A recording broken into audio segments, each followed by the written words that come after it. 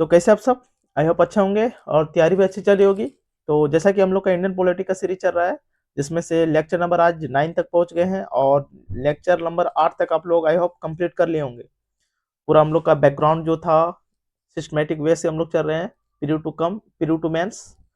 तो दोनों को लेकर के चल रहे हैं, प्री और मेंस, क्योंकि दोनों का अलग अलग तैयारी नहीं होता। तो आइए आज हम लोग देखते हैं, जैसे कि थंबनेल में बना हुआ है, आज का जो हेडिंग रहेगा ऐतिहासिक पृष्ठभूमि, हिस्टोरिकल बैकग्राउंड, महत्वपूर्ण अधिनियम 1773 से लेकर के 1947 तक देखेंगे।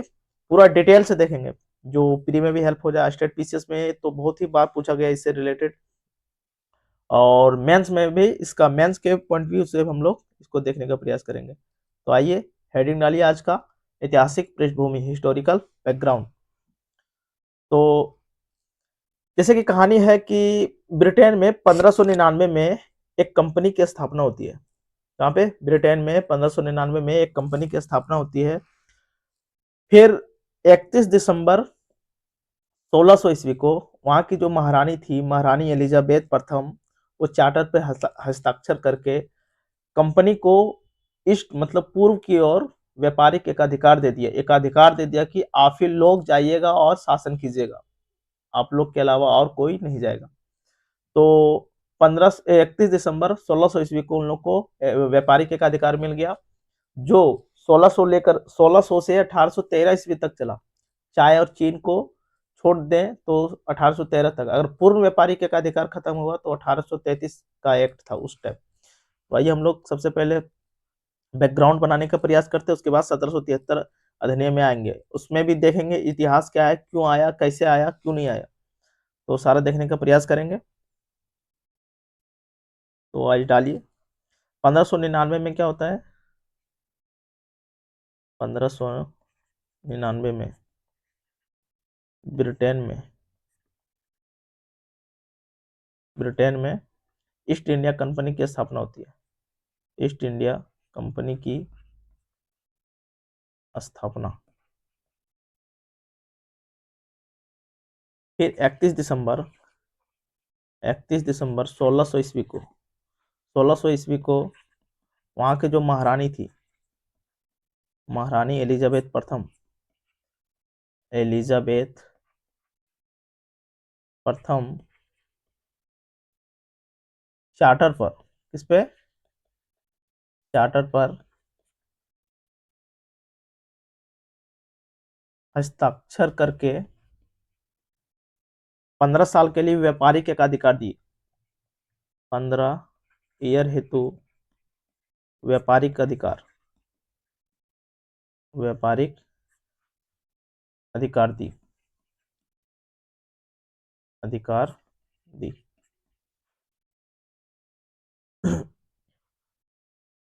ये जो व्यापारिक एकाधिकार था, व्यापारिक एकाधिकार एकाधिकार ये जो चला 1600 से 1813 के एक्ट तक व्यापारिक एकाधिकार क्या होता है? 1813 के एक्ट, चार्टर एक्ट में आंशिक समाप्त होता है। जो व्यापारिक एकाधिकार था उसका आंशिक रूप से समाप्त होता है, पूर्ण रूप से नहीं, आंशिक समाप्त। अगर इसमें देखें तो चाय और चीन चीन के साथ व्यापार छोड़ करके ये बरकरार था। चाय और चीन छोड़ करके, और व्यापारिक एकाधिकार का जो पूर्ण समाप्ति हुआ वो 1833 के अधिनियम में पूर्ण समाप्त, पूर्ण समाप्ति। इसका समाप्ति, व्यापारिक एकाधिकार का पूर्ण समाप्ति कब हुआ था? 1833 के अधिनियम में।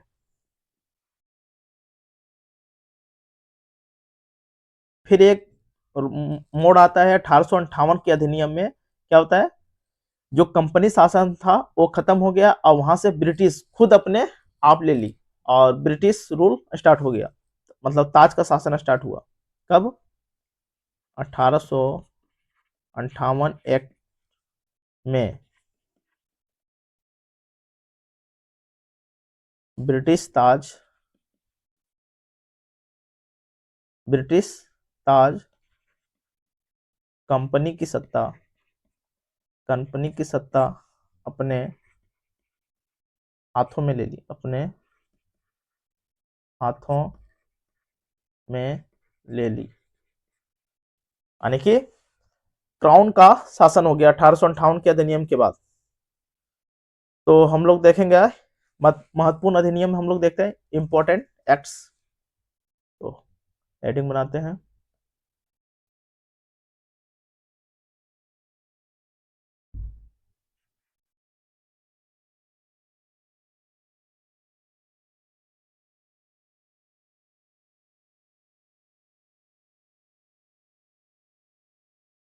महत्वपूर्ण अधिनियम।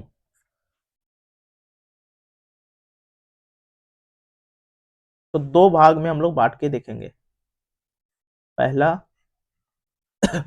कंपनी का शासन देखेंगे, दूसरा देखेंगे ताज का शासन। पहला क्या है? कंपनी का शासन, दूसरा है ताज का शासन।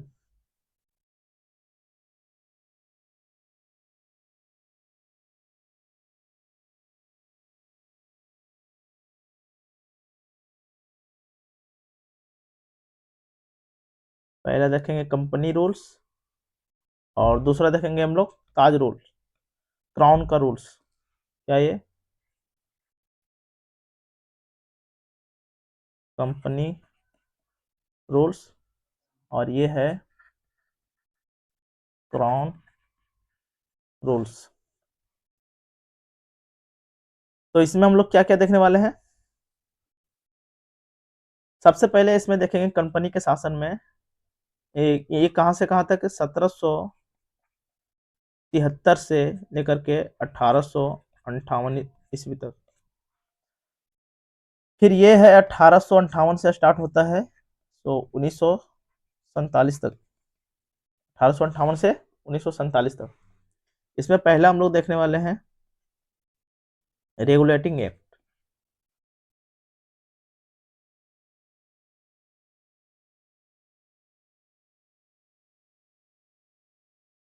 1773। फिर दूसरा है संशोधन एक्ट। कितना है? 1881 ईस्वी में आया। तीसरा है पिट्स इंडिया एक्ट। क्या है? Pitt's India act. ये कब आया? 1884। चौथा है, अब यहां से चार्टर एक्ट स्टार्ट होता है। क्या? Charter act. Charter act 1886। फिर 5, 6, 7, 8। फिर चार्टर एक्ट 1893। फिर चार्टर एक्ट 1813। फिर चार्टर एक्ट 1837। Charter act 1853। 1853। फिर इसमें क्या क्या पढ़ेंगे? पहले नंबर में इसमें देख लेते हैं भारत शासन अधिनियम 1858। क्या आ जाता है? सीधा ताज का शासन यहाँ से स्टार्ट होता है। कंपनी का शासन खत्म, अब ताज अपने हाथों में ले लेता है, क्योंकि बहुत सारा भ्रष्टाचार हो रहा था बंगाल में। बंगाल में अकाल पड़ रहे थे और सब रिश्वतखोरी बहुत ज्यादा हो रहा था, कंपनी में बहुत ज्यादा भ्रष्टाचार फैल चुका था। तो पहला एक्ट आता है यहाँ भारत शासन अधिनियम 1858। क्या? भारत शासन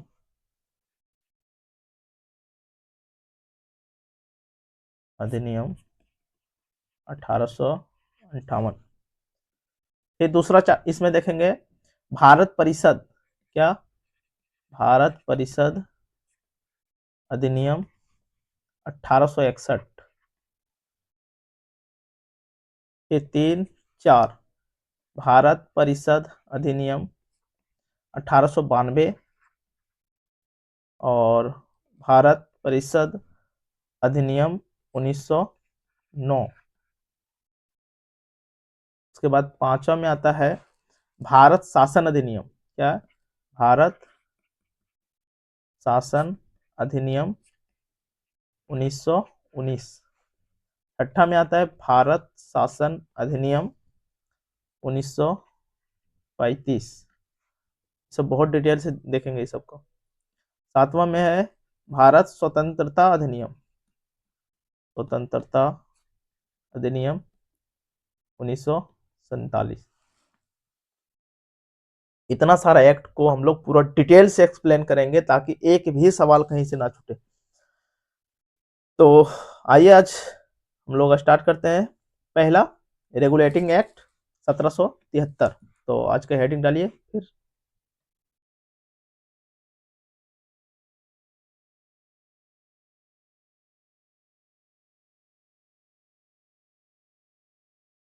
क्या हेडिंग?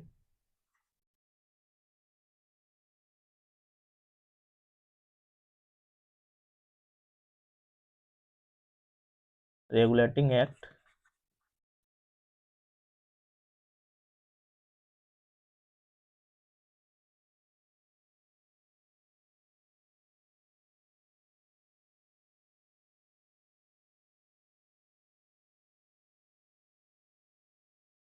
सबसे पहले इसमें देखेंगे हम लोग इसका पृष्ठभूमि।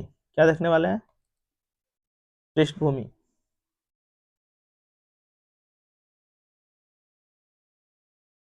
यानी कि ये रेगुलेटिंग एक्ट आने के क्या कारण था, क्यों आया रेगुलेटिंग एक्ट। तो लिखते चलते हैं। ये ब्रिटिश संसद द्वारा पारित पहला एक्ट था। क्या था? ब्रिटिश संसद द्वारा पारित पहला अधिनियम था। पहला अधिनियम था। मेंस के पॉइंट ऑफ व्यू से हम लिखा रहे हैं सारा। क्या है ये रेगुलेटिंग एक्ट, यानी कि रेगुलेट करना किसको?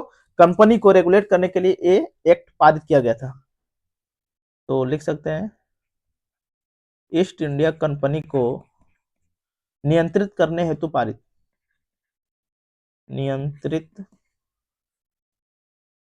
करने हेतु पारित किया गया था।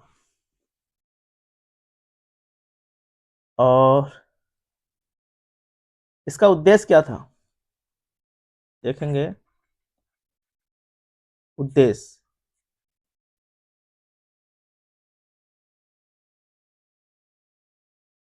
तो वित्तीय समस्याएं 1770 के दशक में बंगाल में बहुत ज्यादा था। मतलब बंगाल में अकाल पड़ रहे थे। तो पहला लिख सकते हैं वित्तीय समस्याएं। उद्देश्य में वित्तीय समस्याएं 1770 के दशक में 1770 के दशक में कंपनी में भ्रष्टाचार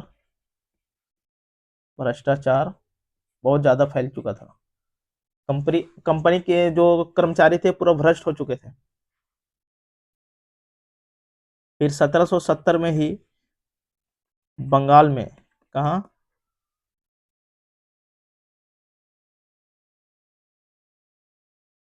1770 में बंगाल में अकाल था। क्या? अकाल। लोग खाने के लिए तरस रहे थे, मर रहे थे। लाखों लोगों की मृत्यु हुई।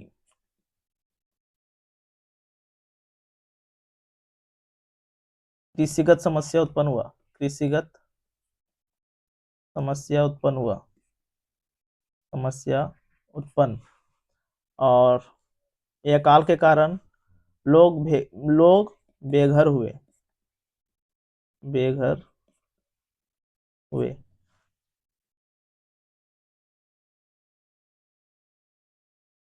कृषि को मतलब कृषि में दिक्कत हुआ तो उत्पादकता में कमी आई, उत्पादकता कम हुआ, उत्पादकता कम हुआ, राजस्व घाटा फिर कम होने लगा, तो कंपनी प्रभावित हुई।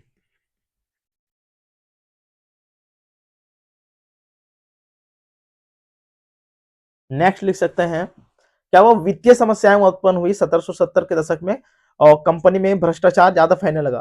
क्या वो वहां पे 1770 के ईस्वी में बंगाल में अकाल पड़ गया जिससे लाखों लोगों बेघर हो गए, लाखों लोगों की मृत्यु हो गई, कृषि का समस्या उत्पन्न हुआ? जब कृषि का समस्या उत्पन्न हुआ तो उत्पादकता में कमी आई जिसके कारण राजस्व घाटा, जब जब उत्पादक ही नहीं हो रहा था तो राजस्व कर कैसे देते, तो राजस्व घाटा में कमी आया। तो ये चीज जो होता था मतलब जोर जबरदस्ती करके, तो ये कर्मचारी जो थे वो कृषक से पैसे वसूल लेते थे, कर वसूल लेते थे, बट ये चीज वहां पे मेंशन नहीं हो पाता था ब्रिटेन में। तो ये भ्रष्ट हो रहा था ज्यादा, तो इसीलिए इसे लाया गया रेगुलेट करने के लिए। एक होता है रॉबर्ट क्लाइव, 1765 में द्वैत शासन लगा देते हैं बंगाल में। क्या होता है? रॉबर्ट क्लाइव 1765 में द्वैत शासन लगाता है बंगाल में, द्वैत शासन बंगाल में द्वैत शासन लगाया। क्या है द्वैत शासन?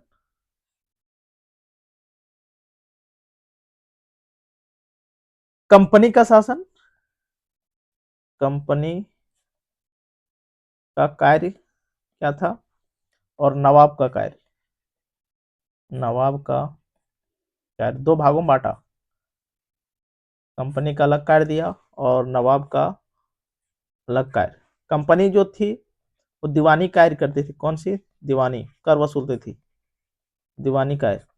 और जो नवाब था प्रशासनिक काम देखता था। क्या? प्रशासनिक कार्य। मेन कार्य तो खुद ले लिया, पैसा वसूलने वाला कार्य कंपनी खुद ले ली, और नवाब को कठपुतली बना दिया और प्रशासनिक कार्य ले लिया, क्योंकि उस 1764 का बक्सर युद्ध हुआ था तो कंपनी अपने हाथों में शासन नहीं लेना चाहती थी, तो इसलिए इन्होंने द्वैत शासन लागू की ताकि दीवानी कार्य खुद कर ली और प्रशासनिक कार्य नवाब को सौंप दिए। और ये सब जितना था, इस कारण से कंपनी कर्जे में जाने लगी थी। क्या? कंपनी कर्जे में जाने लगी पूरा।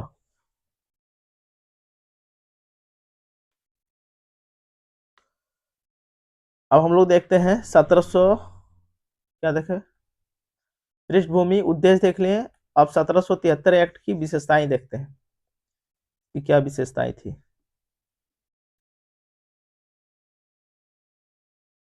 1773 एक्ट की विशेषताएं, विशेषताएं।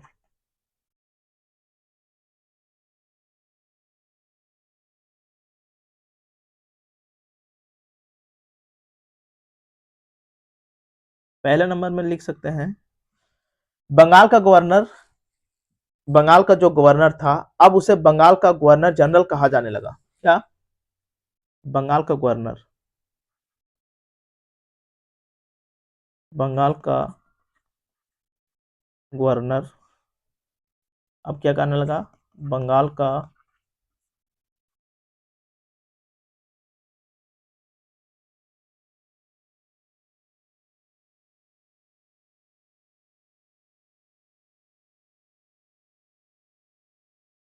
पहला पॉइंट, बंगाल का गवर्नर, बंगाल का गवर्नर जनरल कहने लगा। क्या? गवर्नर जनरल कहलाने लगा। तो पहला पहला गवर्नर जनरल कौन था? पहला गवर्नर जनरल वारेन हेस्टिंग था, वारेन हेस्टिंग्स। पहला विशेषता क्या है, बंगाल का गवर्नर अब बंगाल का गवर्नर जनरल कहलाया। तो पहला गवर्नर जनरल कौन था? Warren Hastings. दूसरा पॉइंट, केंद्रीकरण हुआ, केंद्रीकरण, सेंट्रलाइजेशन क्या हुआ इसमें?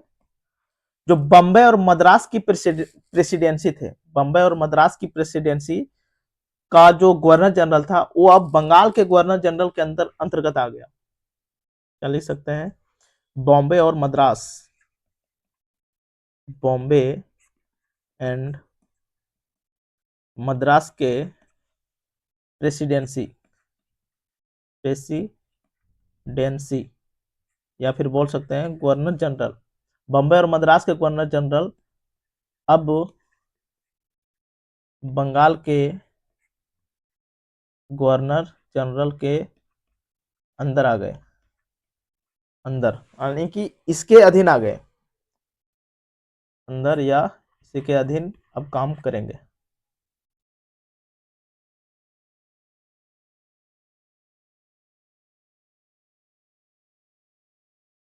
के अधीन। तीसरा लिख सकते हैं हम लोग, तीसरा पॉइंट कि गवर्नर जनरल को मदद करने के लिए 4 सदस्यीय परिषद बनाया गया, यानी कि गवर्नर जनरल की सहायता हेतु 4 सदस्यीय परिषद का गठन, 4 सदस्यीय परिषद का गठन।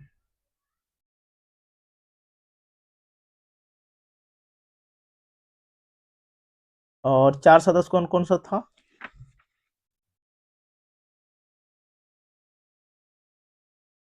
4 सदस्य का अगर नाम लिखना चाहे तो एक था फ्रांसिस,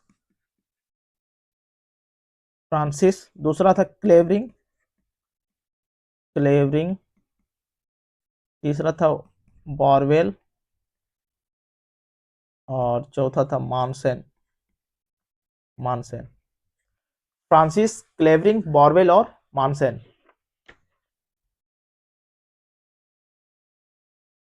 कोलकाता में सुप्रीम कोर्ट की स्थापना हुआ, चौथा पॉइंट में हम लोग लिख सकते हैं कि कोलकाता में सुप्रीम कोर्ट की स्थापना हुआ 1773 के एक्ट के तहत 1774 में स्थापना हुआ।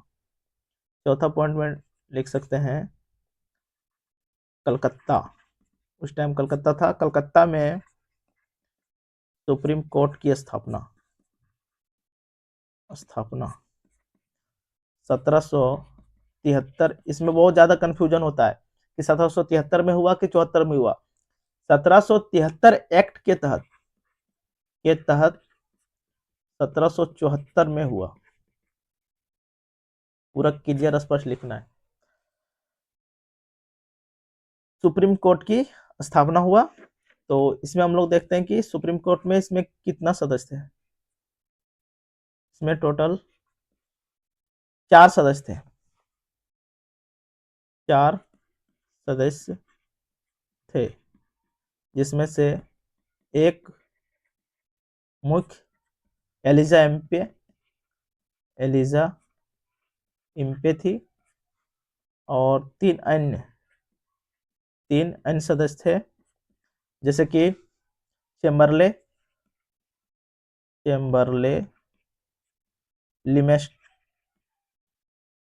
लिमिस्टर और एक था हाइड।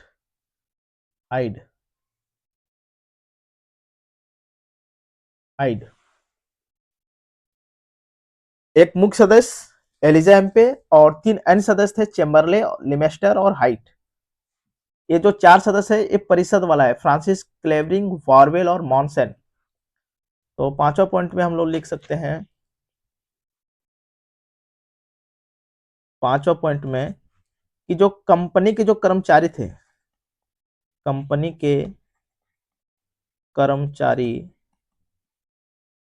कर्मचारी बिना लाइसेंस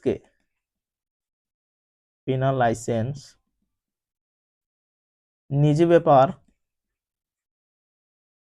व्यापार और रिश्वत नहीं ले सकते हैं, जिसके पास लाइसेंस होगा वो अपना प्राइवेट, कंपनी के जो कर्मचारी है वो बिना लाइसेंस के निजी व्यापार नहीं कर सकते हैं। जिसके पास अपना लाइसेंस होगा खुद का, जो प्राइवेट लाइसेंस मतलब प्राइवेट होगा, लाइसेंस होगा वही अपना ट्रेड कर सकता है खुद का निजी, और अन्यथा वो नहीं कर सकता है। छठा है, सीओडी को राजस्व नागरिक सैन्य मामलों पर ब्रिटिश सरकार को रिपोर्ट करनी अनिवार्य होगी। Court of director, court of director को राजस्व नागरिक एंड सैन्य मामलों में ब्रिटिश सरकार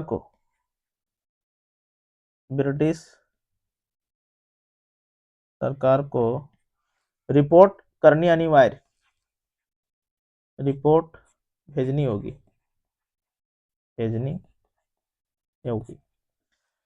यानी कि कोर्ट ऑफ डायरेक्टर जो है वो राजस्व का मामला जो हो गया, नागरिक से रिलेटेड जो मामला हो गया, सैन्य से रिलेटेड जो मामला हो गया, ये सब इससे जितना भी इशू होगा उसे ब्रिटिश सरकार को जानकारी प्रदान करना ही होगा कि मतलब इससे संबंधित जितना भी जानकारी है वो ब्रिटिश सरकार को देना पड़ेगा।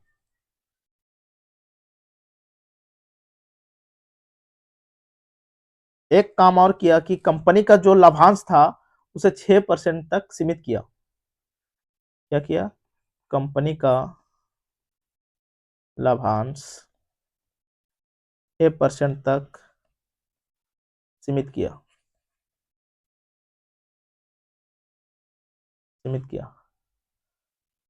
अब विशेषता हम लोग देख लिए, नेक्स्ट पॉइंट देखते हैं हम लोग 1773 अधिनियम का महत्व।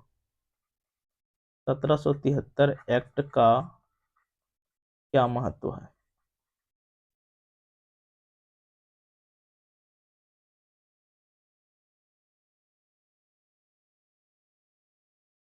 पहला पॉइंट में लिख सकते हैं कि कंपनी को पहली बार राजनीतिक और प्रशासनिक महत्व मान्यता मिली। क्या लिख सकते हैं?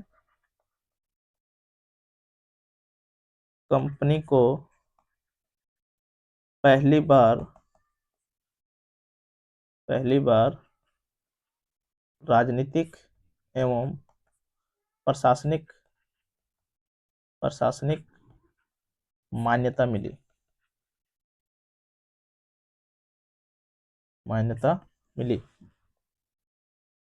दूसरा पॉइंट में लिख सकते हैं न्यायिक सुधार हुई। क्या हुआ? न्यायिक सुधार। कैसे? सुप्रीम कोर्ट की स्थापना से। तीसरा पॉइंट लिख सकते हैं संसदीय नियंत्रण की शुरुआत हुई। इसका महत्व में संसदीय नियंत्रण की शुरुआत।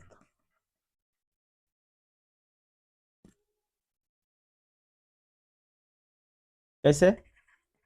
तो कंपनी के मामलों में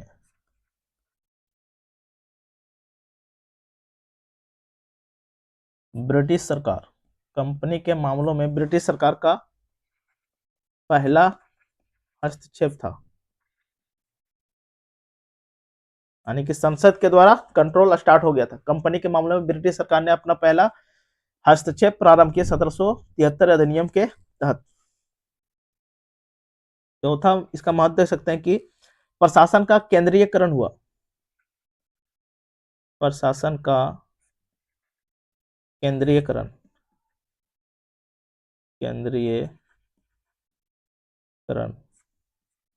कैसे? बंगाल में गवर्नर जनरल पद स्थापित जिससे त्रिपक्षीय शासन प्रणाली खत्म हुई। त्रिपक्षीय शासन प्रणाली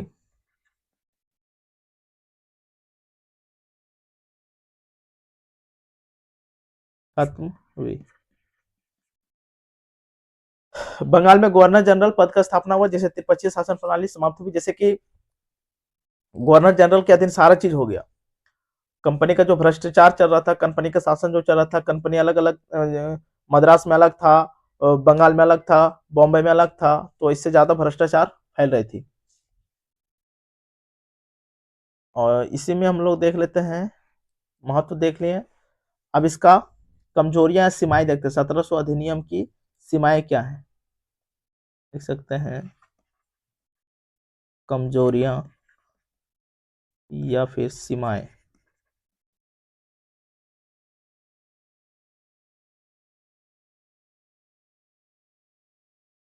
पहला पॉइंट,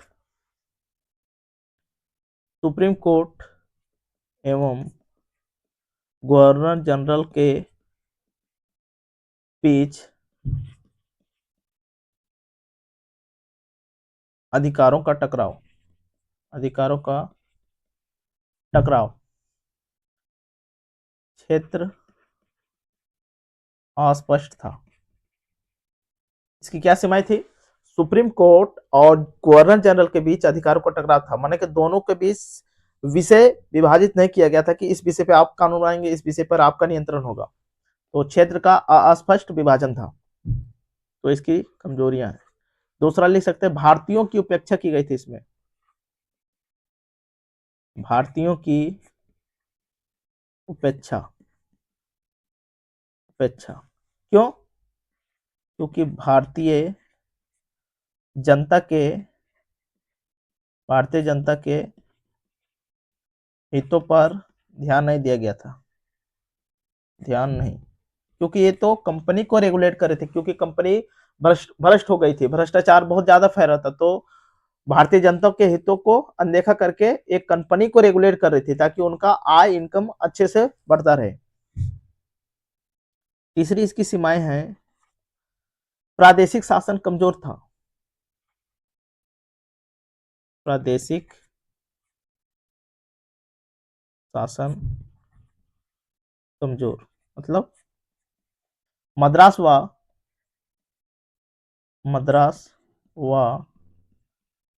बॉम्बे के गवर्नरों गवर्नरों की शक्ति प्रभावित हुई, क्योंकि मद्रास और बॉम्बे के गवर्नर की शक्ति जो कहाँ कर दिया गया था, केंद्रीकृत बंगाल के गवर्नर जनरल के अधीन। कुछ भी काम करेगा तो सबसे पहले बंगाल के गवर्नर जनरल से आदेश पारित करवाना होगा, तब जाकर के ये कुछ भी कर सकता था। तो प्रादेशिक शासन कमजोर हो गया। मद्रास व बॉम्बे के गवर्नर की शक्ति कमजोर हुई। क्या हुआ, एक खुल के अपना शासन का निर्णय नहीं ले पा रहे थे। जितना कुछ भी करना होता था तो बंगाल के गवर्नर जनरल से परमिशन लेना जरूरी था। गवर्नरों की शक्ति प्रभावित हुई, जिससे क्या हुआ, जिससे भ्रष्टाचार और बढ़ा। जिससे भ्रष्टाचार व प्रशासनिक क्षमता बढ़ी।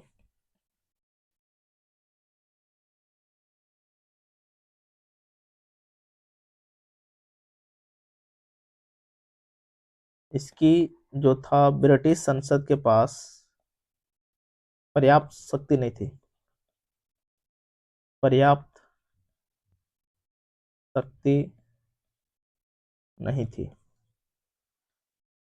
तो आज क्या क्या देख लिया हम लोग?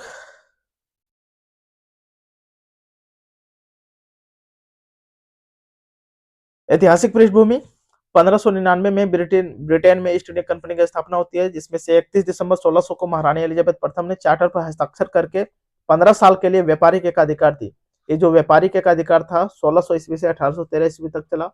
1813 में चाय और चीन कर को छोड़ करके आंशिक रूप से समाप्त हुआ, यानी कि सब समाप्त किया। समाप्त करने का अर्थ था कि अन्य जो व्यापारी थे वो भी आकर के यहाँ पे व्यापार कर सकते थे। केवल चाय और चीन जो जिसको मिला था 15 साल के लिए एक अधिकार, जो धीरे धीरे करके 20-20 साल तक बढ़ता गया, उसे था, वही केवल चाय और चीन के साथ व्यापार कर सकता है। और अदर जो व्यापारी थे वो अन्य सामग्री के साथ व्यापार कर सकते थे। और 1833 में ये चाय और चीन वाला जो सीन था इसे भी समाप्त कर दिया, यानी कि पूर्ण समाप्ति, व्यापारिक अधिकार की पूर्ण समाप्ति 1833 में। 1858 अधिनियम में ब्रिटिश ताज कंपनी की सत्ता अपने हाथों में ले ली। फिर क्या पढ़े हम लोग, सारा एक्ट देखें। और रेगुलेटिंग एक्ट 1773 ब्रिटिश संसद द्वारा पारित पहला अधिनियम था, ईस्ट इंडिया कंपनी को रेगुलेट करने के लिए लाया था। इसका उद्देश्य देखें, इसकी विशेषताएं देखें, इसका महत्व देखें, इसकी कमजोरियां सीमाएं देखें। तो आज के लिए इतना ही रखते हैं, फिर मिलते हैं फिर नेक्स्ट क्लास में। Thank you for watching. जय हिंद, जय भारत।